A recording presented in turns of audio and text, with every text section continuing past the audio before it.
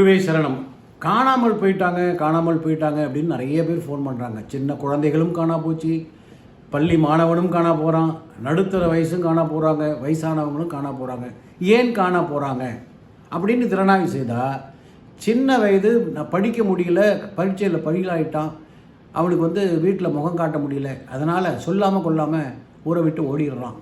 அடுத்து இளம் வயது காதல் தோல்வி, காதல் பிரச்சனை, வீட்டில் ஒத்துக்கலை, அதனால் வீட்டை விட்டு வெளியேறிடுறான். அதே மாதிரி நடுத்தர வயசு பார்த்திங்கனாக்கா கடன் வாங்கிடுறாங்க. ஒருத்தர் ஃபோன் பண்ணாங்க, ஏகப்பட்ட கடனை வாங்கி வச்சுட்டு அவர் ஓடி போயிட்டாருங்க, 2-3 வருஷம் காணோம் அப்படிங்கிறாங்க. அப்படின்னா என்ன?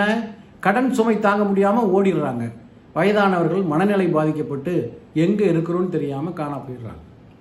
இப்போ அவங்களுக்கு பிரசன்னம் பார்க்குறோம், எங்கே இருக்காங்க, எந்த திசையில் இருக்காங்க அப்படின்னு கண்டுபிடிக்க முடியும். பிரசன்னத்தில் அவர்களுடைய ஃபோட்டோ இருந்ததுனாக்கா கண்டுபிடித்தால் அவர்கள் என்ன மனநிலையில் இருக்காங்க.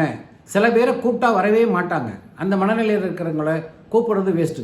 சில பேர் கண்டுபிடிச்செல்லாம் போய் பேசி காம்ப்ரமைஸ் பண்ணி அவர்களை அழைச்சிட்டு திரும்ப குடும்பத்தில் வாழ வைக்கலாம், தவறில்லை.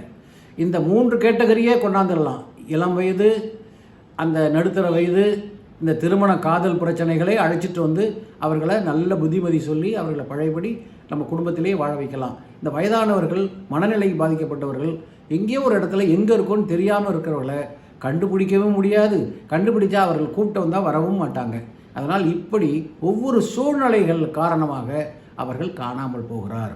நிறைய பேர் எனக்கு ஃபோன் பண்ணி சொல்கிறாங்க, சில பேரை கண்டுபிடிக்கிறோம், சில பேரை கண்டுபிடிக்கவே முடியவில்லை அப்படிங்கிற விஷயங்களும் உண்மை. சரிங்களா? ஒருவேளை உங்களுக்கு நல்ல நேரம் இருந்து காணாமல் போயிருந்தால் எனக்கு தொலைபேசியில் தொடர்பு கொள்ளுங்கள், நான் அதுக்குரிய விளக்கத்தை தரேன். சப்ஸ்கிரைப் பண்ணுங்கள். வாழ்த்துக்கள். வணக்கம்.